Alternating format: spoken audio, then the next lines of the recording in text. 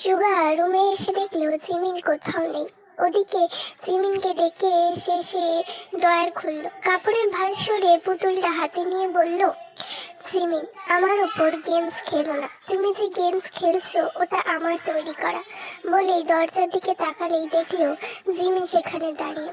সুগা তাকে দেখে বাঁকা হাসলো। জিমিন খেপে গিয়ে কিছু বলতে যাবে তার আগেই জিমিন গেট কাছে টেনে সুগা কথা বন্ধ করে ঠোঁটে চুমু খেলো। জিমিন নিজেকে ছাড়িয়ে নেয়। আমি জাঙ্কুক ভাইয়াকে দিয়ে পুতুলটা আপনার জন্য আনিয়েছি, আপনি কিনা দেখে নিলেন? ইয়ে মানে যখন ড্রয়ারে ঢুকাচ্ছিলাম তখনই দেখে ফেলেছি। আমার সঙ্গে গেমস খেলো না সোনা। আর ভাবো আমি কিছু বুঝি না, কিন্তু এই পুতুলের চুল সোনালি কেন? কালো হলে ভালো হতো না? সেটা আমিও ভাবছিলাম। এক কাজ করে চলুন, কুটিল ভঙ্গিতে বলল সুগা। সন্দেহ ভরা কণ্ঠে জিজ্ঞেস করলো, কি কাজ? জিমিন ঠাট্টা করে জবাব দিল, একটা খুন করে চুল কেটে পুতুলের মধ্যে লাগিয়ে দিই। তোমারটাই কাটি। জিমিন চোখ বড় বড় করে জিজ্ঞেস করলো, আমারটা কেন? মনে আছে ইউনোকে খোঁচা দিয়ে আমার কাছে এসেছো, সরি ধোকা দিয়ে আমার কাছে এসেছো? ভাইয়ের হয়ে শাস্তি দেবো নাকি? তো চলে যাই আপনার ভাইয়ের কাছে, দেওয়ান বাড়ির বংশ বাড়িয়ে দিয়ে আসি। সুকা মুহূর্তে রেগে যায়। রেগে জিমিনের গলা চেপে ধরে ঠোঁটে শক্ত চুমু খেয়ে বলল, সালির ঘরের বউ, আরেকবার মুখ থেকে এই কথা বের হলে কর, জানে মেরে ফেলবো। জিমিনকে ছেড়ে দিয়ে সে সুগার থুতনি আলতো করে কাছে এনে গালে ঠোঁট ছুঁয়ে দিল। অন্তঃপর হেসে বলল, চিন্তা নেই, আমার ম্যাট লিপস্টিক আপনার গালে লাগবে না সিনিয়র ভাই। সুগা মুখ ভেঙচি কেটে বলল, আজকে বীজ বপন করলে কালকে বাম্পার ফসল হবে, সে এখনো ভাইয়া ডাকে। জিমিন জবাব দিল না। ড্রেসিং টেবিলের সামনে দাঁড়িয়ে গায়ে পারফিউম লাগাতে সুগা পেছন থেকে তাকে জড়িয়ে ধরলো, জিজ্ঞেস করলো, আরে বাপরে, এই সোনা, পারফিউম কি ড্রাগস মিশিয়েছো? আমার তো চোখ ঝাপসা হচ্ছে, নেশা নেশা লাগছে। তো যান গিয়ে লেবু পানি খান। তুমি আছো না, তোমার মতো একটাকে রেখে অন্য কিছু খেলে খারাপ হয়ে যাবে। তবে পারফিউমটা ভালো, আরেকটা তো এয়ার ফ্রেশনারের মতন লাগছে। তবুও তো কাছে এসেছেন, ধরতে হবে বলে ধরি, এছাড়া ধরার মতন কোনো কারণ নেই। আর বউ গিফট দিলে একটা ভালো কিছু দেও। এই যে এই যুগে পুতুলকে দেয়। আপনি জানেন এটা জাঙ্কুক ভাইয়াকে দিয়ে আনিয়েছিলাম কষ্ট করে। একটা সুইচ আছে, ওটা চাপলে তোমার জামা কাপড় খুলে যাবে নাকি? যদি এমন কিছু হয় তাহলে নেওয়াই যায়। ছি, আমি বলতে চেয়েছি ওই সুইচ চাপলে আপনার জন্য একটা গিফট কিনে এনেছিলাম, ওটা ওপেন হবে।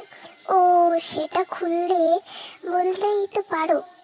তো বলতে চাইলাম, কিন্তু আপনার জন্য পারলাম কই। তাহলে শাস্তি হিসেবে এবার সব খোলার দায়িত্ব আমায় দাও। খুলবেন মানে? তোমার হৃদয়টা একটু খুলে দেখতে চাই, তাতে আমি ছাড়া আর কেউ আছে নাকি? ইস, পরের হৃদয়ে বেঁচে আইফোন কেনার ধান্দা। সুগা এই কথা শুনে পকেট থেকে লেটেস্ট আইফোন বের করে জিমিনের সামনে ধরে চোখ মেরে বাঁকা হাসলো। ইস, এই লোক কিভাবে খোঁচা মারলো! আইফোন আছে বলে দুনিয়ায় কি কিনে নেবে নাকি? রিসোর্টটার আজকে আলাদা করে অনুষ্ঠান আছে। জিমিন সুগার হাত ধরে রিসোর্টের ক্লাবে আসে। সেখানে অনেক দম্পতি আগে থেকে ডান্স করার মশগুল। জিমিন সুগা হাতে ধরে সামনে প্রবেশ করে। সুগা জিমিনের চোখে চোখ রেখে হাত বাড়িয়ে বলল, চলো ডান্স করি। জিমিন হাতে হাত রেখে সুগা তাকে নিয়ে উপরের দিকে চলে যায়। ধীরে ধীরে মৃদু আলোয় ঝরে পড়া নরম সুরের সঙ্গে সুগা আর জিমিন দুলছে। চারপাশে স্নিগ্ধ কেবল মৃদু সঙ্গীত আর দুজনের নিঃশ্বাসের শব্দ মিলেমিশে এক আবেশ তৈরি করছে। সুগা জিমিনকে শক্ত করে জড়িয়ে ধরে ঘোরাতে ঘোরাতে কাছে টেনে নেয়। জিমিনের লম্বা চুল সুগার গায়ে ছুঁয়ে যায়। সুগা ফিস ফিস করে জিমিনের কানের কাছে মুখ এনে বলল, তুমি জানো আমি তোমাকে ছাড়া এক মুহূর্ত ভাবতে পারি না। জিমিন চোখ নামিয়ে তাল মিলিয়ে বলল, আপনি শুধু কথাই বলেন, বিশ্বাস করব কিভাবে? সুগা হেসে জিমিনের চিবুকে হাত রাখে, আলাদা করে মুখটা উপরে তুলে, বিশ্বাস করার দরকার নেই, অনুভব করো। সুগা হঠাৎ ঝুঁকে জিমিনের ঠোঁটে চুমু খায়। জিমিন লজ্জায় চোখ বন্ধ করে নেয়, তবে হাত দিয়ে সুগার গলা জড়িয়ে ধরে। নাচ থেমে যায় না, তারা দুলতে থাকে একই ছন্দে। জিমিন মৃদু কণ্ঠে বলল, আপনি তো নাচের ফাঁকে ফাঁকে আমায় চুরি করে নিচ্ছেন। সুগা মুচকি হেসে বলল, আমার কপালে চুমু দিয়ে বলল, তা জিমিন, একটা চুরি নয়, এটা আমার অধিকার। জিমিন মৃদু হেসে চোখ মেলে, তবে তার ভেতরে রক্তিম আবেগ ছড়িয়ে যায়। সুগা আবার কোমর জড়িয়ে কাছে টেনে নেয়, ঘূর্ণির মতো ঘুরিয়ে নেয়, আর মাঝে মাঝে তার ঠোঁট ছুঁয়ে দেয় জিমিনের ঠোঁটে। জিমিন শ্বাস ভরা কণ্ঠে বলল, থামুন সুগা, আমি হারিয়ে যাচ্ছি। সুগা তাকে শক্ত করে জড়িয়ে ধরল, হারিয়ে যেও না, থেকো, থেকে যাও আমার ভেতরে চিরকাল। গুলো শুনছি পাখি, বলো, সবচেয়ে ছোট আনন্দ তোমার ডাকনাম উচ্চারণ করা, সবচেয়ে কঠিন প্রশ্ন তুমি আমার কতটা ভালোবাসো কারণ হিসেবে মেলে না, সবচেয়ে প্রিয় রং তোমার চোখের গভীর কালো, সবচেয়ে প্রিয় সঙ্গীত তোমার হাসির শব্দ, প্রিয় ঠিকানা যেখানে তুমি থেকো, সবচেয়ে সুন্দর মিথ্যে বলি আমি ঠিক আছি অথচ তোমার ছাড়া কিছুই ঠিক নেই, সবচেয়ে মধুর যন্ত্রণা তোমার অভিমান ভাঙানোর চেষ্টা, সবচেয়ে দীর্ঘ যাত্রা তোমার থেকে এক মুহূর্ত দূরে থাকা। সুগা থমকে জিমিনকে চোখ দুটো বন্ধ করতে বলল, বাম হাতটা শক্ত করে ধরে আঙুলের হাত গোলালো। অন্তঃপর জিমিনকে চোখ খুলতে বলল সে। জিমিন আঙুলের দিকে চেয়ে দেখলো তাতে ডায়মন্ডের একটা আংটি। জিমিন খুশিতে আত্মহারা হয়ে কিছু বলতে যাবে তার আগে সুগা তাকে বলল, অভিনন্দন। অভিনন্দন কেন? এই যে মিসেস, তুমি এখন আমার, কাগজে কলমেও নও, কেবল সবটা জুড়েই কেবল আমার, আমিটাই একমাত্র তুমিটা, শুধুই তুমি, ভালোবাসা আমার।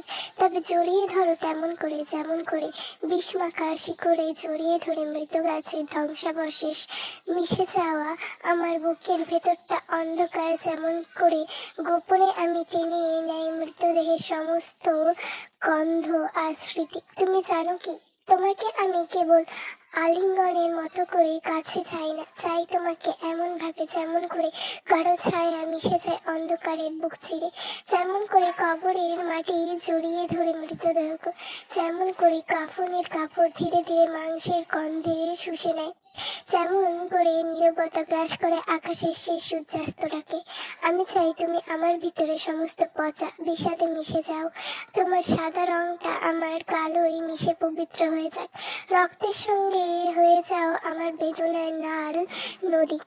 যদি তুমি আমাকে এতটাই জড়িয়ে ধরো যেন তোমার নিঃশ্বাস আর আমার নিঃশ্বাসের সীমার মুছে যায়, যেন তোমার বুকের শব্দ আর আমার হৃদয়ের ধাক্কা একবার হয়ে যায়। আমার ভালোবাসা কোনো গোলাপের নয় প্রেয়সী, এটা রাতের বেলায় শ্মশানের আগুনের মতো টকবকে নীরব উষ্ণ ধোঁয়ায় চোখ ভরা, তবু সত্যি এই প্রেমময় জিমিন। যদি আমাকে জড়াও, জানাই তোমাকে অভিশাপের মতোই ভয়ঙ্কর অভিনন্দন। ভালোবাসা মোরক আমার ঘরের মালকিন, এই হৃদয়ে কাফন পরে নাও তুমি, এই শরীরের মাটি হয়ে যাও তুমি, কবুল করে নাও আমায় তোমার উন্মাদ জনকের উৎস। জিমিন চোখে তখন জল, সুগার সেই অশ্রুসিক্ত নয়নে জিমিনকে জড়িয়ে ঠোঁটে চুমু দিতেই সুগার উন্মাদনার গতি বেড়েই চলল। সে ক্লাবে সকলের সামনে জিমিনের কালো গাউনের সরু ফিতে টেনে খুলতে জিমিন এক মুহূর্তের জন্য ছিটকে তাকে থামিয়ে দিয়ে বলল, কি করছেন সুগা? আমরা পাবলিক প্লেসে, তাহলে রুমে চলো প্লিজ।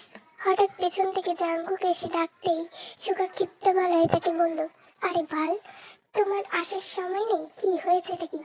আব্বে সুগা, তুমি একটু পরে প্রেম করো, আগে একটু সাইডে আয় ভাই, কথা আছে। সুগা জিমিনের চোখের দিকে তাকাতে জিমিন যাওয়ার জন্য ইশারা করলো। যাওয়ার আগে সুগা জিমিনের কপালে চুমু খেয়ে বলল, জাস্ট 2 মিনিট সোনা, আসছি আমি। জিমিন সোফায় গিয়ে বসলো, একটা মকটেল হাতে নিয়ে চুমুক দিতে পাশে একটা পুরুষ বসলো, মুখে মাস্ক পরা, কালো রঙের একটা হুডি। জিমিনের গাউনের পিঠ খোলা, পুরোটা জুড়ে চিকন কালো ফিতে, লোকটা তার পেছনের সিটে গিয়ে বসলো। একেবারে তার চোখ হাতড়ে বেড়াচ্ছে জিমিনের উন্মুক্ত পিঠের উপর।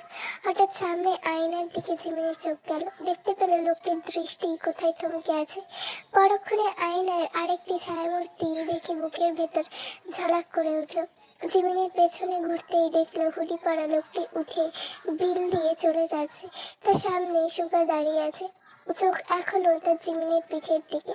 তার জিনিস অন্য কারোর নজর। উফ, বুকে লাগছে খুব। সঙ্গে ভেতরে ফলাফল কতরার মতো বিশ্রী এক ধরনের রাগ হচ্ছে।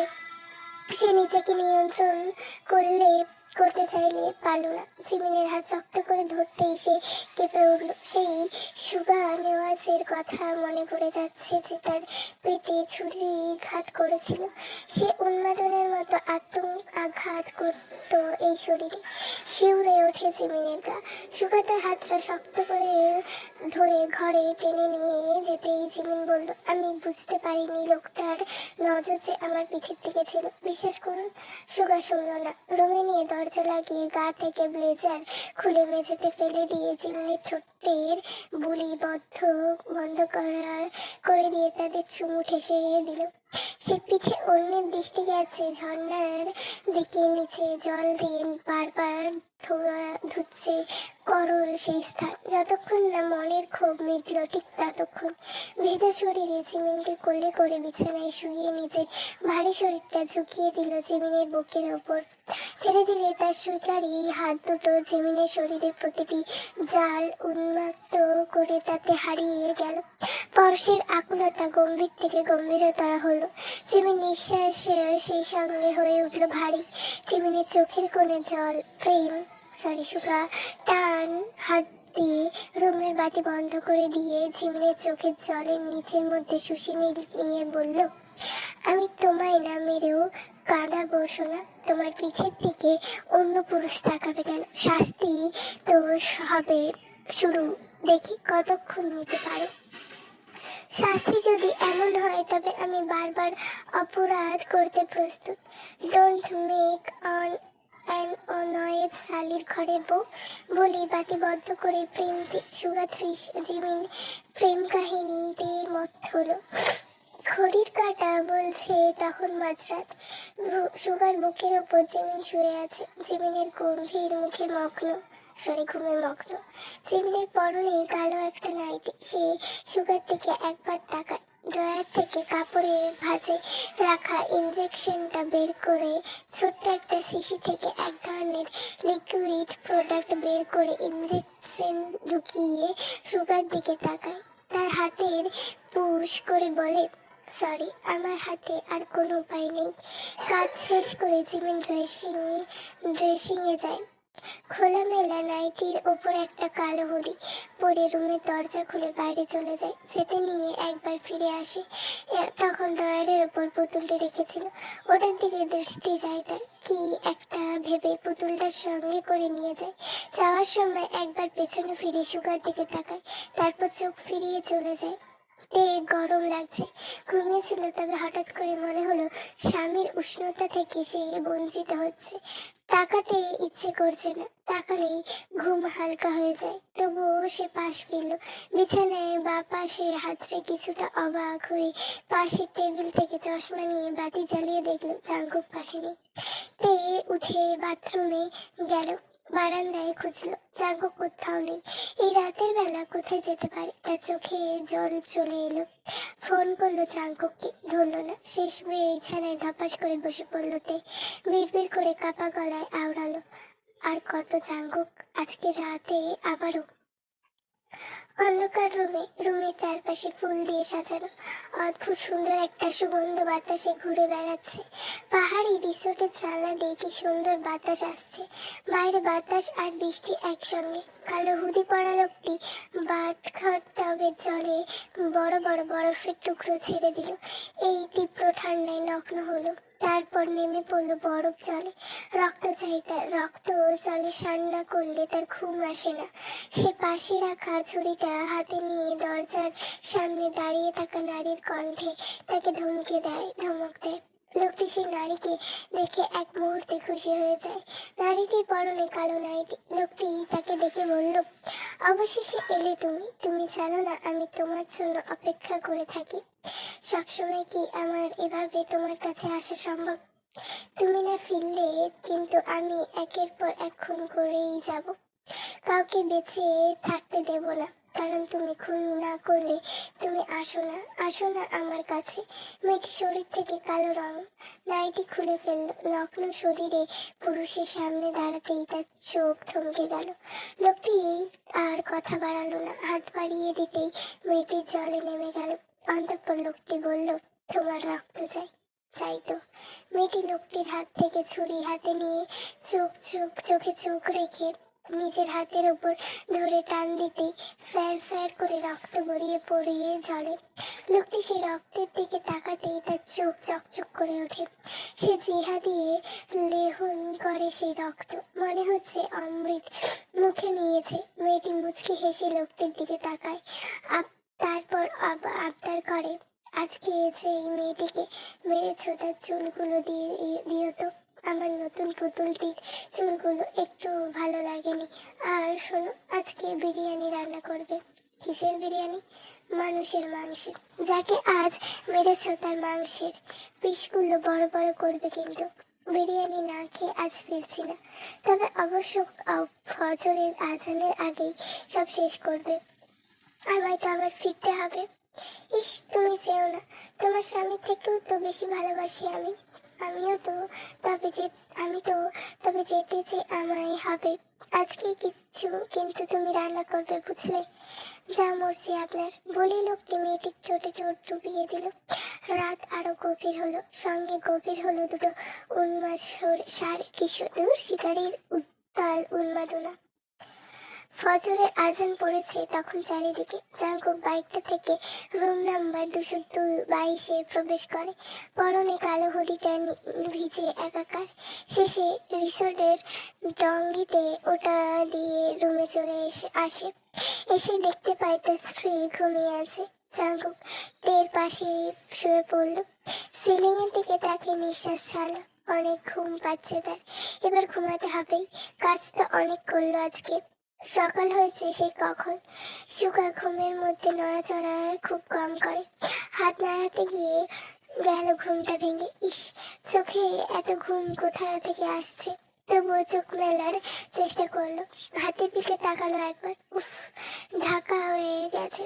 হঠাৎ করে তার বুকে জড়িয়ে থাকা জিমিনের দিকে চোখ গেল তার। ইস, আস্ত মায়া এই মেয়ে, দেখলেই আদর করতে মন চায়। সুগা জিমিনের চুলে হাত বুলিয়ে দিল। দেখলো চুল ভেজা, কিন্তু চুল পিছলো কি করে? হয়তো রাতে যে গোসল করিয়ে দিয়েছিল সেজন্য হয়তো। তবে সারা রাত তো শুকিয়ে যাওয়ার কথা।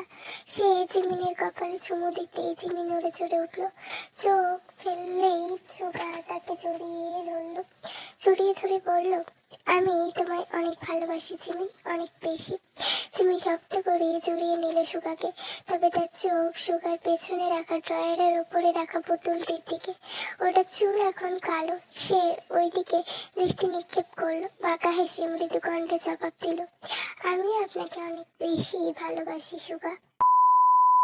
দিন দুপুরে ভাতের থালা ছুঁয়েও দেখেনি। বুকের ভেতরে যেন কাটার বন। লিসা পাশে বসতেই তার চোখে জল আর্তনাদের মতো ফেটে বেরিয়ে এলো। একটা শুকনো নদীর বুকে হঠাৎ জলোচ্ছ্বাস। লিসা মাকে বুকে টেনে নিল। হয়তো এই বুকেই মা আশ্রয় পাবে। জিমিন চলে যাওয়ার পর থেকে ইয়নো রাতের বাসায় ফিরে না। দিনে কোথায় খায় কি করে খোদা ছাড়া কেউ জানে না। যে ছেলেটা একসময় সবার গর্ব ছিল, সেই ছেলেটি জীবন এখন জিনের চোখের সামনে ধ্বংসস্তূপে পরিণত হচ্ছে। মায়ের বুকটা হাহাকার করে ওঠে। কেবল কান্নাই আসে। কেন যে ওই মেয়েটিকে ভালোবেসেছিল? এই ভালোবাসা তো জীবনটাকেই গিলে খাচ্ছে, ধ্বংস করে নিঃশেষ করে দিচ্ছে। লিসা একবার কল করে তো তার ভাইকে। জিনের গলা শুকনো কাপা। লিসা তাই করলো। কিন্তু কল যেতে স্ক্রিনে সেই একই দৃশ্য, ফোন বন্ধ। আজকাল যেন রিং হওয়া থেকেও বন্ধ থাকার দৃশ্য মানে পরিচিত হয়ে গেল।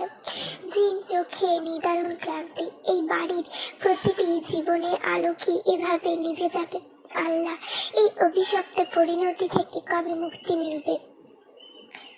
ঈশ্বর থেকে ফিরে আজ অদ্ভুত নিস্তব্ধতা নেমেছে ঘর জুড়ে। দুপুরের রোদে বাড়িটা যেন তন্দ্রাচ্ছন্ন, জানলার পর্দায় আলো ছায়ায় খেলা থেমে গেছে। সুগা আর জিমিন দুজনেই ক্লান্ত, কিন্তু ক্লান্তিরও এক রোমাঞ্চ আছে যা শরীরের প্রতিটি শিরা টেনে রাখে কোনো এক অজানা টানের ভেতর। জিমিন বই পড়তে পড়তে ড্রয়িং রুমে সোফায় ঘুমিয়ে পড়ে। নিস্তব্ধ ঘরে শুধু ঘড়ির কাঁটার শব্দ, আর দূরে কিচেন থেকে ভেসে আসে ঝুড়ির সঙ্গে কাঠের টেবিলের ঘষা ঘষা টান। হঠাৎ ঘুম ভেঙে যায় জিমিনের। চোখের পাতার ফাঁক দিয়ে কিচেনের দিকে তাকাতেই সে মুহূর্তটা থমকে যায়। ওপেন কিচেনের আলোয় দাঁড়িয়ে আছে এক পুরুষ, কালো রঙের ট্রাউজার আর শরীরের ওপরে অন্ধকারের মতো গাঢ় ছায়া। তার পিঠটা এতটাই চওড়া যে আলোর রেখাটা সেখানে ভেঙে গেছে। জিমিন স্থির হয়ে তাকিয়ে থাকে।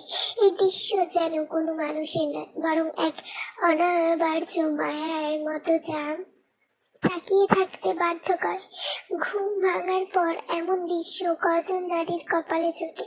তার বুকের ভেতরটা হঠাৎ ভারী হয়ে আছে। পুরুষটি এখনো পেছনে ফিরে তাকায়নি, তবুও তার উপস্থিতি ঘরের প্রতিটি কোণে গায়ে গায়ে লেগে আছে।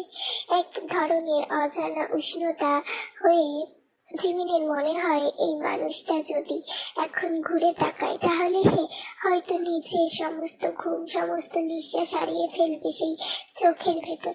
সে উঠে যায়, এক পা দুই পা করে কিচেনে গিয়ে পেছন থেকে উঠে জড়িয়ে ধরে সুগাকে। পিঠে চুমুকে বলে, আপনাকে অসীম ভালোবাসায় আমি ভালোবাসি। সুগা পেছনে ঘুরে জিমিনকে নাকে নাক ঘষে ঠোঁটে ঠোঁট বুলিয়ে বলল, আমিও মিসেস নেওয়াজ আপনাকে অসীম ভালোবাসি। কি রান্না করছেন? জিমিন জিজ্ঞেস করলো। সুগা তাকে বুকে জড়িয়ে ধরে বলল, সব আপনার পছন্দের খাবার, আপনি এগুলো খাবেন। আর আমি আপনার পুরোটা বলার আগেই জিমিন সুগার ঠোঁটে আঙ্গুল ছুঁয়ে তাকে থামিয়ে বলল, ইস। সুগা আঙ্গুল সরিয়ে দিয়ে বলল, এমন ভাবে থমকে বলল যে জানি আমার আরো বেশি করে শব্দ বলতে ইচ্ছে করে। জিমিন হাসলো, তারপর বলল, পেটে ইঁদুর দৌড়াচ্ছে, জলদি খাবার দেন, আমি খাই আগে। ইঁদুর দৌড়াচ্ছে? তাহলে তো ইঁদুর মারার বিষ খেতে হবে আপনাকে মিসেস নেওয়াজ। আপনার মুখের যেই কথা, আর বিষ খাওয়ার দরকার নেই। সালি মিঠা কথা তোমার দরবারে সয় না। তোমার ডিম থেরাপি দেওয়া উচিত, নট সুগার থেরাপি। পাহাড়ি পত্রা বিকেলের আলোয় ধীরে ধীরে গলে যাচ্ছে। গাছের পাতার ফাঁক দিয়ে ছিটকে আসা রোদ ঝিকমিক করছে মাটিতে, যেন কেউ সোনার গুঁড়ো ছড়িয়ে দিয়েছে। আজকে সারাদিন অধিবাসী গ্রামের ঘুরে তারা রাতে ক্যাম্প ফায়ার করবে। সুগা জিমিন পাথরের সরু পথ ধরে এগোচ্ছে। বাতাসে নরম একটা ঠান্ডা ছোঁয়া, মাটির শ্রোতা ঘ্রাণে মন ভরে যাচ্ছে। কোথাও কাছেই হয়তো কারোর উঠোনে চাল শুকোচ্ছে, আর কারোর তার পাশে পাথর ঘেঁষে বসে আদিবাসী কিছু লোক গান গাইছে, বাঁশি বাজাচ্ছে। সেই সুর নেমে এসেছে পাহাড়ের বুক থেকে, মাটির ভেতর থেকে সোজা হৃদয় গিয়ে লাগে। জিমিন হাঁটা থামিয়ে চারপাশে তাকায়। তার চোখে অনিবার্য বিস্ময়। পাহাড়ের পেছনে লুকোচুরি খেলছে সূর্য, আকাশে কমলা আর গোলাপি রঙের মিশের দূরের ছোঁয়া উঠেছে রান্নাগুলো থেকে। তার সঙ্গে মিশে আছে পোড়া কাঠ আর পুড়তে থাকা পাট পাতার গন্ধ। জিমিন নরম স্বরে সুগাকে বলল, সবকিছু যেন স্বপ্নের মতো লাগছে। সুগা, এরা কত সরল অথচ কত রঙিন। জানেন, এদের মুখে কোনো ক্লান্তি নেই, মনে হয় প্রকৃতি নিজেই হাসছে ওদের সঙ্গে। সুগা থেমে গিয়ে একটু তাকালো তার দিকে। জিমিনের চুলের পাশে সূর্যের আলো লেগে ঝলমল করছে, তার চোখে পাহাড়ের প্রতিফলন। সুগা মৃদু হেসে বলল, এদের চোখে শহরের মতো ধোঁয়া নেই, আছে কেবল আলো, আর সেই আলোয় তুমিও আলাদা করে ঝলমল করছো আজ। জিমিন কিছু বলতে পারলো না, শুধু চুপ করে তাকিয়ে রইল দূরে পাহাড়ের দিকে। বাতাসে দুলছে তার চুল, আর কোনো কাজে কোনো গানে বাজছে ঢোলের সুর। ঠিক তখনই একদল বাচ্চা ছুটে এলো, তাদের হাতে ছোট ছোট ফুলের তোড়া আর রঙিন পাথর দিয়ে বানানো ব্রেসলেট।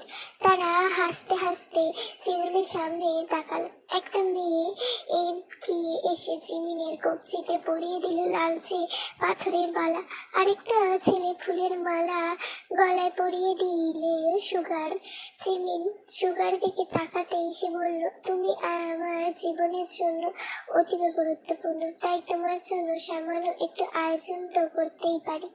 হঠাৎ গ্রামের কিছু পাহাড়ি মুরব্বী ধীরে ধীরে এগিয়ে এলেন, তাদের গলায় পাটের চাদর। একজন বলে উঠলেন, আজ তোমরা অতিথি, তাই অতিথি হচ্ছে ঈশ্বরের অন্য রূপ।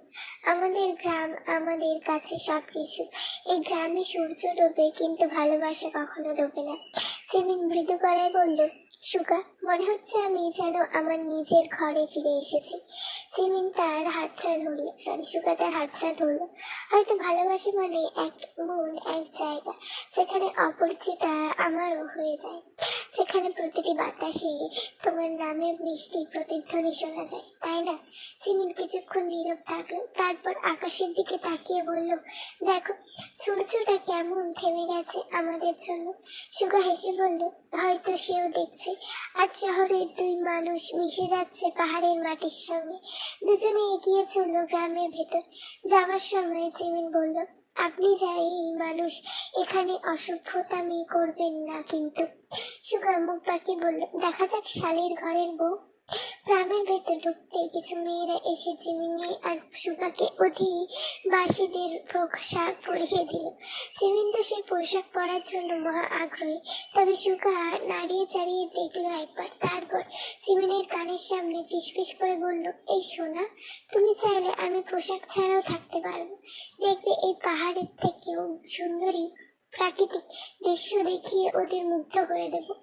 সুগার, বাচ্চা চুপ থাক, শালীর ঘরের বউ তুই চুপ থাক বলে চুল ঠিক করে সুগা সামনের মেয়েগুলোর দিকে তাকিয়ে বলল, এই গার্লস, আমি এসব চাংচুং ড্রেস পরতে পারি না, সাহায্য করলে প্রাকৃতিক দৃশ্য দেখাবো।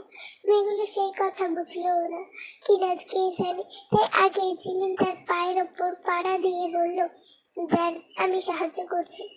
সুগার পোশাকটি হচ্ছে লালচে রঙের লুঙ্গি, সঙ্গে কাপড়ের শার্ট, আর জিমিনটি হচ্ছে অপূর্ব বেগুনি, হলুদ আর সবুজ রঙের বোনা হ্যান্ডলুম জামা, যার কাঁধে ঝুলছে নরম শাড়ির মতো এক টুকরো কাপড়। সেই কাপড় সূক্ষ্ম নকশা, ফুল, পাখি আর জলের ঢেউয়ের মতো নকশা, যেন প্রাকৃতিক অনুৎপাত।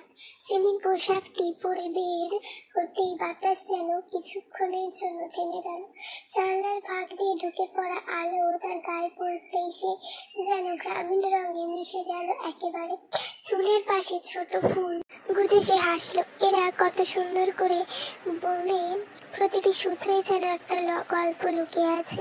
সুগা তাকিয়ে রইল নীরবতা, তারপর মৃদু হেসে বলল, এই বলবো না তোমাকে মহা সুন্দরী লাগছে, বাট গড প্রমিস হেব্বি বাসর পাচ্ছে আমার, একটু চিপাই আসো প্লিজ।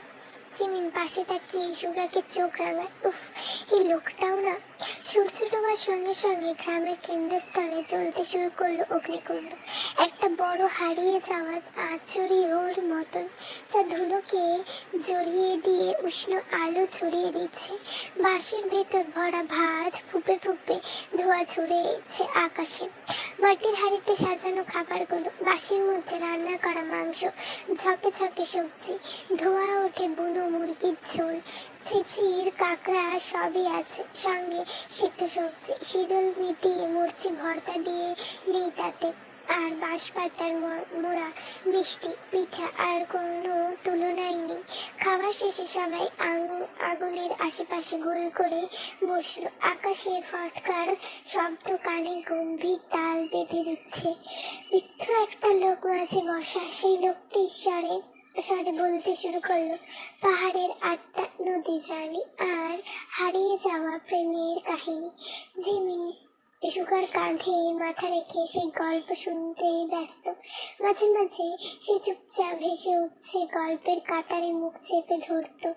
গল্পগুলো ভীতিকর ছিল না, বরং তারা ছিল বিষাদ যাপন, সেই বিষাদ যে মানুষকে জোড়া লাগায় প্রাকৃতিক সঙ্গে। গল্পের এক মুহূর্তে সুগা বলল, এদের গল্পে কোনো ভয় নেই, শুধু বিশ্বাস।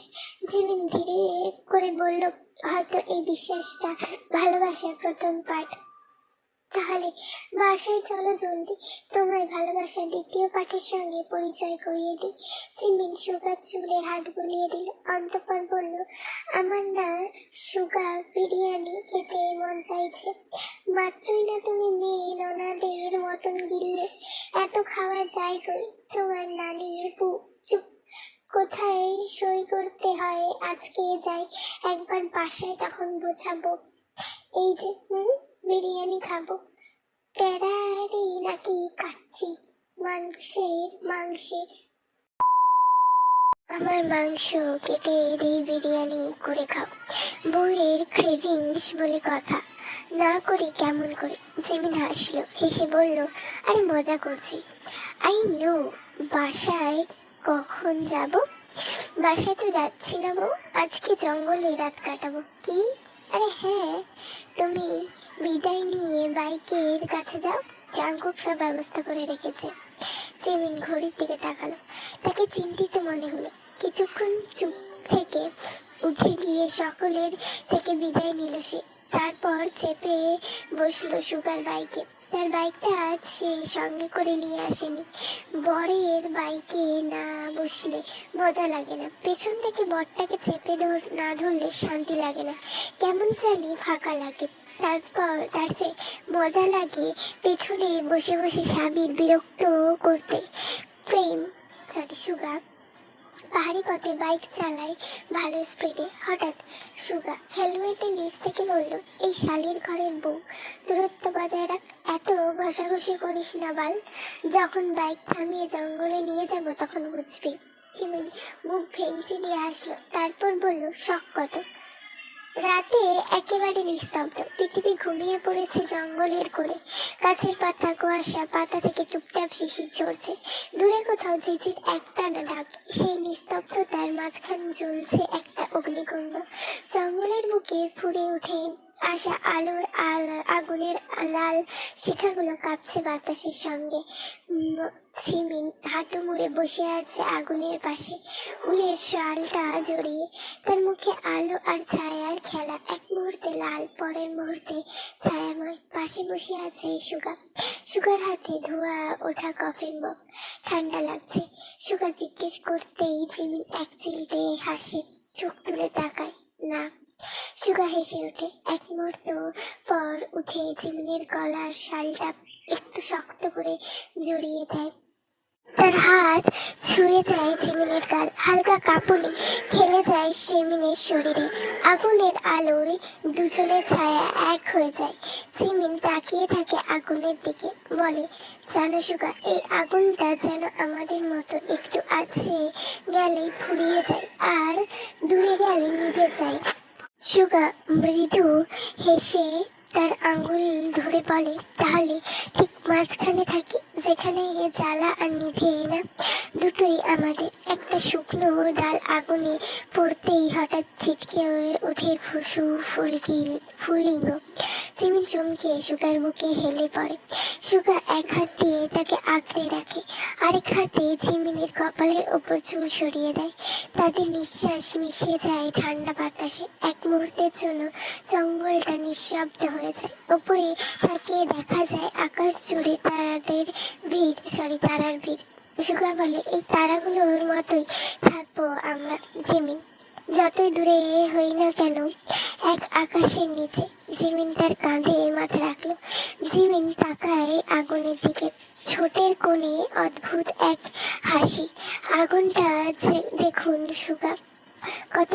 জ্বলে ওঠে, কিন্তু কেউ জানে না কতটা কষ্টে সে জ্বলতে থাকে।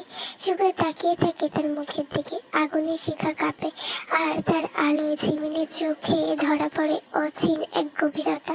সে ধীরে ধীরে হাত বাড়িয়ে জিমিনের শালের কিনারা টেনে দেয় নিজের দিকে। তাহলে আমাকেও জ্বলে থাকতে হবে যতক্ষণ না তুমি নিভে যাও। জিমিন নিঃশ্বাস ফেলে। আপনি পুড়বেন না সুগা, আমি ছাই হয়ে যাব, তবুও থাকবো তোমার মাঝে, বলল সুগা। তবে একটা কথা কি জানেন, ভালোবাসা আগুন নয়, তবুও পুড়িয়ে দেয়। সুগা জবাব দিল না। এই মেয়ে কি না কি বলছে, নিজের ভালো জানে কি হয়েছে। সে হঠাৎ জিমিনকে নিজের দিকে তাকাতে বলল, জিমিন। তাকাতেই সুগা বলল, তোমার চোখে। জিমিন নিজের চোখ হাত দিল। অন্তঃপুর বলল, আমার চোখে? আমার চোখে কি? সুগা হেসে জিমিনকে বুকে জড়িয়ে বলল, তারপর জিমিনকে আকাশের দিকে তাকাতে বলে গান ধরল, তোমার চোখে আকাশ আমার, জাদু জানে পূর্ণিমা, ভেতর থেকে বলছে হৃদয় তুমি আমার প্রিয়তমা। জিমিন লজ্জা পেল, বলল, ইস আপনি না সুগা ভাই। বৃষ্টি শুরু হলো হঠাৎই। জঙ্গলের গন্ধে ভিজে গেল চারিদিক। আগুনের শিখাগুলো একে একে নিভে যেতে লাগলো, আর আকাশ থেকে নামলো ঝর্ণার মতো টুপটাপ শব্দ।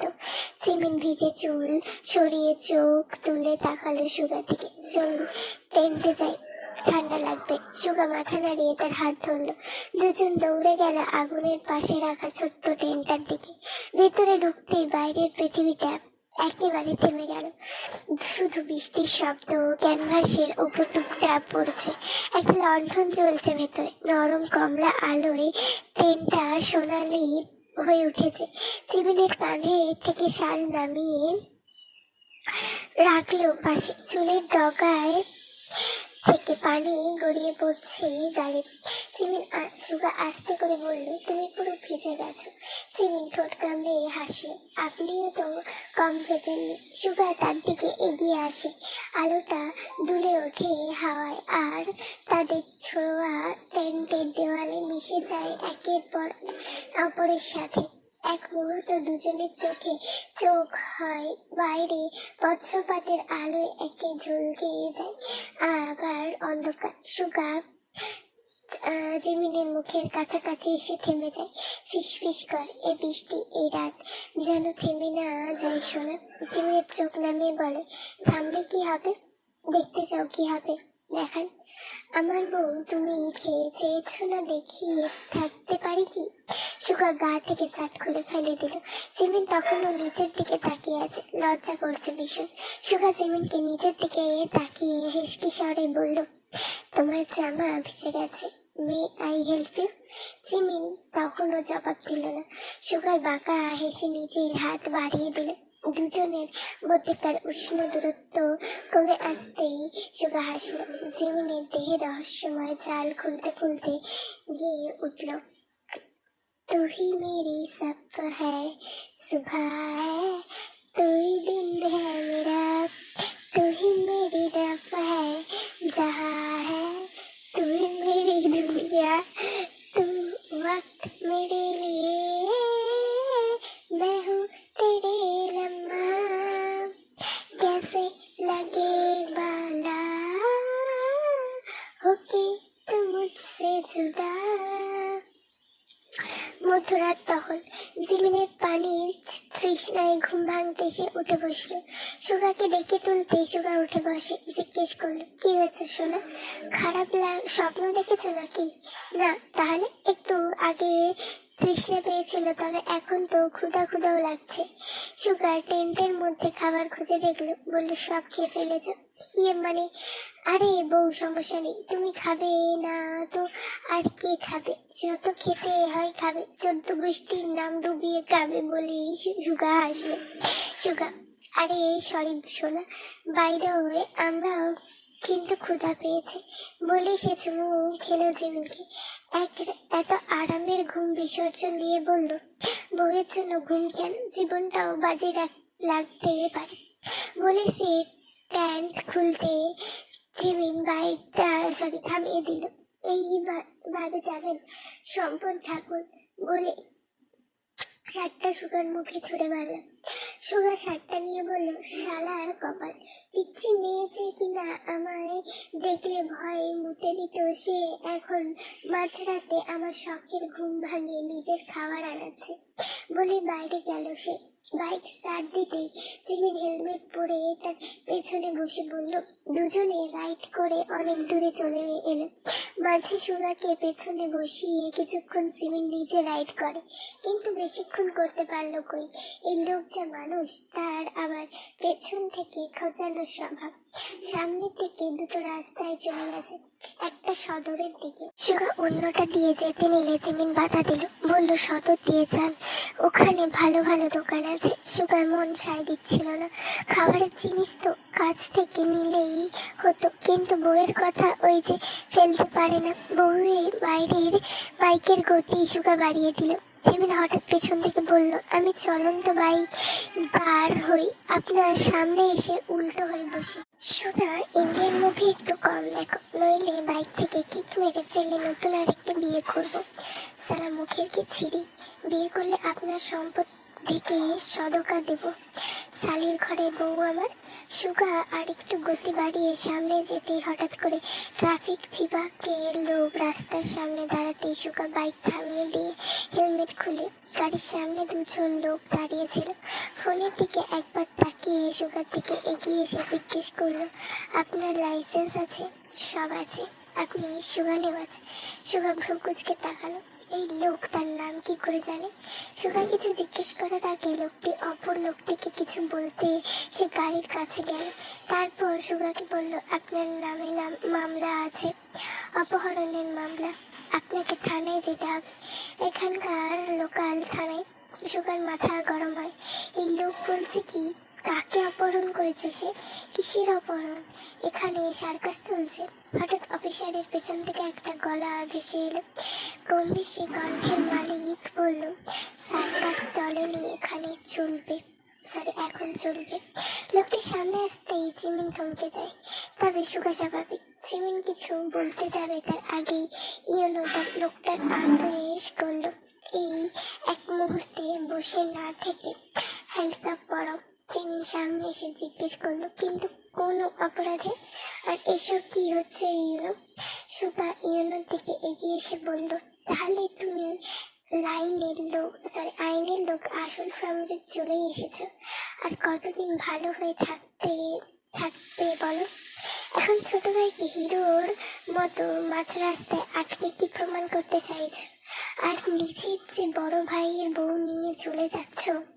বউ না, হবু বউ। তোমার না হওয়া সুন্দরী এখন আমার মিসেস সুগা নেওয়াজ। এলো রাগে তার হাত মুষ্টিবদ্ধ করলো। একটা নিঃশ্বাস ছেড়ে জিমিনকে বলল, জিমিন, আমি জোর করার আগেই আমার সঙ্গে আসো। যাবে না আমার বউ তোর মতো ছাগলের সঙ্গে? জিমিন তখনও চুপ সেরে দাঁড়িয়ে আছে। ইয়েনো তার দিকে তাকিয়ে আছে। জলদি চলো, এসে গাড়িতে বসো, অনেক নাটক হয়েছে। জিমিন তখনও চুপ। সুগা তাকে বলল, আমি জাঙ্কুকে কল করছি, তুমি তে আর জাঙ্কুকের সঙ্গে বাড়ি যাও। উফ, বললাম না জিমিন আমার সঙ্গে যাবে? ইয়েনো মাছ দিয়ে বলল। সুগার আগে তার দিকে চেয়ে বলল, দেখ ভাই, মাথাটা বিগড়ে দিস না, এখানে বালের নাটক মারাতে আসেনি সুগা জাঙ্কুকে কল করতে যাবে তার আগে ইয়েনো আদেশ পাশে দাঁড়িয়ে থাকা লোকটির ফোন কেড়ে নেয় সুগা এবার পা অব্দি মাথা পর্যন্ত জ্বলছে। জিমিন একবার তার দিকে তাকায়, অন্যবার ইয়েনোর দিকে। সুগার মুখ বাঁকিয়ে বলল, শালার ভাই, কাহিনী খতম করো। এখানে সিমনি বিলাচ্ছি না বাল। আমার বউ তোর মতন বালের সঙ্গে যাবে না। তুই সামনে থেকে সর তো, দেখবি ভাই তোরটা আমার সঙ্গে যায় কিনা। বলেই ইয়েনো জিমিনের দিকে তাকিয়ে হাসলো। আর কিছু বলতে হলো না তাকে। তার আগেই জিমিন তার দিকে এগিয়ে গেল। সুগা সেই দৃশ্য দেখে অবাক। কিছু বলার আগেই পাশের লোক তার হাতে হ্যান্ডকাপ পরিয়ে দিল। জিমিন সুগার সামনে এসে ইয়েনোর গাড়িতে উঠে বসলো। সুগা আইনের লোক দুজন টেনে পেছনের গাড়িতে ওঠানোর চেষ্টা করছে। সুগাকে টেনে নিয়ে যেতে পারছে না। সুগা বারবার চিৎকার করে বলছে, জিমিন নেমে পড়, খোদার কসম জানে মেরে ফেলবো। ইয়েনোর সঙ্গে গেলে মেরে ফেলবো, কিন্তু জিমিন তুই অন্তত আমার হাতে চাস না। এই জিমিন, বউ নেমে পড়, আমি বাড়ি ফিরলে শনি আছে তোর কপালে। বউ নাম, প্লিজ প্লিজ নাম। সুগার হাহাকার জিমিনের কানে পৌঁছালো কি সুগাকে গাড়িতে বসানো হলো। জিমিন কথা বলছিল, নিচের দিকে তাকিয়ে সিটে বসে আছে। ইউনো গাড়িতে ওঠার আগে সুগার গাড়ির কাছে যায়। লোকটা সুগাকে হাঁটতে আটকে রাখতে পারছে না। সুগা পারছে না সবাইকে এখানে শেষ করে ফেলতে। রাগে শরীরের রগ নীল হয়ে এসেছে। ইউনো গর্বের সহিত প্যান্টের পকেটে হাত গুজে সালাম ঠুকে বলল, থানায় দেখা হবে বেআইনের লোক। কারাগারের স্যাঁতস্যাঁতে মেঝেতে হাঁটু ঘিরে বসে আছে সুগা। মুখ গুছিয়ে রেখেছে দুই হাঁটুর মাঝে। দেহ কাঁপছে অনিয়ন্ত্রিত ভাবে। এখনই ওকে ইঞ্জেকশন দেয়া হয়েছে, জাঙ্কুক নিজে হাতে দিয়েছে। সুগার পুরনো সমস্যা, মানসিক আঘাত বা অতিরিক্ত ট্রমা আছড়ে পড়ে। তখনই শরীরে সুগার মাত্রা হঠাৎ নেমে যায় বিপজ্জনক পর্যায়ে। কিছুক্ষণ আগে এসে জ্ঞান হারিয়েছিল। ঠান্ডা ঘামে ভিজে গিয়েছিল তার জামা কাপড়, ঠোঁট নীল হয়ে এসেছিল। তখনই জাঙ্কুক দৌড়ে এগিয়ে ইঞ্জেকশনটা পুশ করে, না হলে হয়তো এক মুহূর্তে সুগা নিথর দেহ হয়ে পড়ে থাকতো। ভাগ্যিস জাঙ্কুক নিজের কাছে সুগারে ইঞ্জেকশনটা রাখে। সুগাকে কতবার বলেছে সবসময় এসব নিজের সঙ্গে রাখতে। সুগা এখন আগের থেকে ভালো আছে, কিন্তু শরীর সামলে উঠলেও মন তো এখনো তাণ্ডব করছে ভেতরে। মাথাটা ভনভন করছে, চোখ দুটো রক্তাভ, হাতে যেন স্থিরতা নেই, অবিরাম কাঁপছে। বারবার জাঙ্কুকের দিকে তাকিয়ে অস্পষ্ট গলায় বলছে, ভাই জিমিনকে নিয়ে আয়, জিমিনকে ফিরিয়ে আন। ইউনো কোথায় নিয়ে গেল ওকে? জাঙ্কুকের কণ্ঠ কাঁপছে, তবু সে শান্তভাবে বোঝাতে চেষ্টা করে, সব ঠিক হয়ে যাবে সুগা, জিমিন ফিরে আসবে। এই তো বাইরের কথা বলছে সে, কিন্তু সুগা কি বোঝে যুক্তি যার হৃদয়ে আগুন লেলিহান, সেখানে অসহায় পানি ছুঁয়ে দিলেও পৌঁছায় না। সে হঠাৎ মুখ তুলে তাকায়, মনে অনেক প্রশ্ন। সুগা যেন নিজেই এখন প্রচলিত প্রশ্ন ছিন্ন, যে প্রশ্নের উত্তর কারাগারের দেওয়ালেও জানে না। থানা থেকে কিছুটা দূরে নিঃসঙ্গ ও গাছপালায় আচ্ছাদিত একটা নির্জন প্রান্তর। বাতাসে কেবল পত্রপাতের মৃদু শব্দ আর দ্রুত থেকে ভেসে আসা কোনো পথভোলা কুকুরের ডাকে শূন্যতা আরো ঘন হয়ে ওঠে। এই স্থানে সেই নিস্তব্ধতা মাঝখানে লোহার শীতল বেঞ্চিতে পাশাপাশি বসে আছে জিমিন আর ইউনো। ইউনো দীর্ঘক্ষণ নীরব ছিল। অবশেষে এক অদ্ভুত সংকোচন আর ক্ষীণ সাহস মিশ্রিত স্বরে প্রশ্ন করল, তুমি কি আমায় ভালোবাসো না জিমিন? তোমার তো সুগার জোর করে বিয়ে করেছিল, তাই না? জিমিন ধীর মুখে মুখ তুলল। তার চোখ দুটি ইয়েনোর চোখে স্থির হয়ে রইল, সেই দৃষ্টিতে এক ধরনের নির্ভীক স্থিতি। সে বলল, দেখুন, আমি ঘুরিয়ে পেঁচিয়ে কথা বলতে জানি না, সরল ভাবে সত্য কথাটাই বলবো। আপনার ভাই সুগা নেওয়াজ, তাকে প্রথম দেখাতেই আমার ভালো লেগেছিল, তবে কখনো তা প্রকাশ করিনি, কারণ তখনও নিজের অনুভূতি গম্ভীরতা বুঝিনি। তবে আজ সঙ্গে পরিচয় হলো, প্রথমে ভেবেছিলাম হয়তো আপনি সেই মানুষ যার সঙ্গে জীবনটা কোনো শান্ত বাঁধনে বাঁধা যেতে পারে, কিন্তু সময়ে সবকিছু বদলে দিয়েছে। আজ আমি নিশ্চিন্ত ভাবে জানি সুগা নেওয়াজ ছাড়া আমি কিছুই নয়। দিনের পর দিন তার অনুপস্থিতিতে আমি নিজেকে হারাতে বসেছিলাম। তাকে হারিয়ে যে যন্ত্রণা পেয়েছি তা কেবল আমি জানি, তার কোনো পরিমাপ নেই। তাই ক্ষমা করবেন, আমি আপনাকে কিছুটা ব্যবহার করেছি। আপনার আবেগের উপর ভর করে আমি চেষ্টা করেছি সুগাকে ফিরিয়ে পেতে। যদি সেদিন আপনার সঙ্গে আমার বিয়ে না ঠিক হতো, তাহলে হয়তো সুগা কোনোদিন ফিরে আসতো না। আপনি ভালো মানুষ মিস্টার দেওয়ান, আপনি এখন একজন নারী ডিজার্ভ করেন যে সত্যি আপনাকে ভালোবাসবে, আমার মতো নয়। নিজেকে ভালো রাখুন, সুখে থাকার উপায় নিজেই খুঁজে বের করুন। একটি সামান্য বিষয়কে এত বিশাল করে তোলার কোনো মানে হয় না। আর আমাদের মধ্যে কোনো গভীর সম্পর্ক তো ছিল না, একটু সহানুভূতি, সামান্য যোগাযোগ, এই পর্যন্তই। আমি সুগানেও আজকে ভালোবাসি, সেই আমার সবকিছু। আজ তার জায়গা কেউ নিতে পারবে না, কোনোদিনও না। আপনি আজ আপনার নিজের ভাইকে জেলের অন্ধকারে নিক্ষেপ করেছেন, নিজের হাতে হাত করা পরিয়েছেন। একবার ভেবে দেখুন মানুষটা আপনি কি করেছেন। ক্ষমতা প্রদর্শন যতই মধুর মনে হোক, তাও সেটা একটা সীমাহীনে থাকা প্রয়োজন। আমি চাই আমি যেমন সব ভুলে গেছি আপনিও ভুলে যান, কিন্তু মনে রাখবেন আমার স্বামীর গায়ে একটি মাত্র আঁচড় পড়লেও আমি আর নীরব থাকবো না। এই সতর্ক বার্তাটাই আমার শেষ কথা, মিস্টার দেওয়ান। তারপর জিমিন উঠে দাঁড়ালো। চোখে কোনো জল নেই, কণ্ঠে কোনো কাপড় নেই, আছে কেবল ভয়ঙ্কর দৃঢ়তা, যা নীরব রাতের বাতাসকে ছেদন করে দেওয়ানের ক্ষমতা রাখে। তোমার মাথা ঠিক আছে জিমিন? কি বলছো তুমি? তুমি ভুলে গেছো তোমার দোষুকা অপহরণ করেছিল, কি জাদু করেছে ও তোমার উপর? জিমিন শান্ত, অনেক কণ্ঠে অনড় কণ্ঠে জবাব দেয়, তার আমার উপর কোনো জাদু করার প্রয়োজন নেই। আমি প্রথম থেকেই ওর প্রতি আকৃষ্ট ছিলাম। এন বিস্ময়ে কেঁপে ওঠে। সত্যি বলছো? একদম সত্যি। তোমার বুক কাঁপছে না? কাঁপছে, কিন্তু যার জন্য এই কাঁপন তাকে আপনি বন্দি করে রেখেছেন। আপনি যদি সত্যি আমাকে ভালোবাসেন তবে অনুরোধ করছি সব ভুলে যান, সুগাকে মুক্ত করুন, আমাদেরকে আমাদের মতো করে থাকতে দিন। আপনি নিজেও শান্তি পাবেন, আমরাও আমাদের সুখে ফিরে পাবো। ইউনুর চোখে তখন কুয়াশার মতো ঝাপসা জল জল জমে আছে চোখের কোণে, কিন্তু সেটা ফেলতে পারছে না। তার কণ্ঠ ভারী, তবুও কোনো অভিযোগ নেই, কোনো প্রতিরোধ নেই। শেষবারে জিমিনের চোখের দিকে তাকিয়ে এসে বলল, যদি কোনোদিন মনে হয় তোমার ফেরা প্রয়োজন, ফিরে এসো, আমার দরজা সর্বদা খোলা থাকবে। আমি ইউনো দেওয়ান তোমার আমার হৃদয়টা দিলাম, মুক্তিও দিলাম। তুমি আমার মন নিতে চাওনি, নিয়েছো স্বাধীনতা।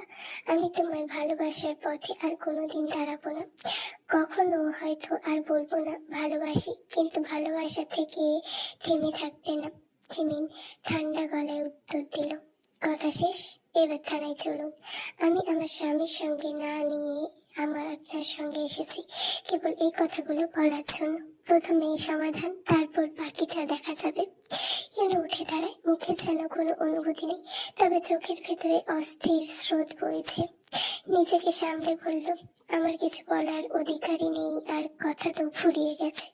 জিমিন মাথা নাড়ল। চলুন থানায়। থানায় পৌঁছে ইয়েনো নির্দেশে সুগাকে কারাগার থেকে মুক্ত করা হয়। দরজার ওপাশে পা রাখতেই সুগা ছুটে এসে জিমিনকে জড়িয়ে ধরে এমন ভাবে যেন সে নিজের প্রাণ ফেরত পেয়েছে।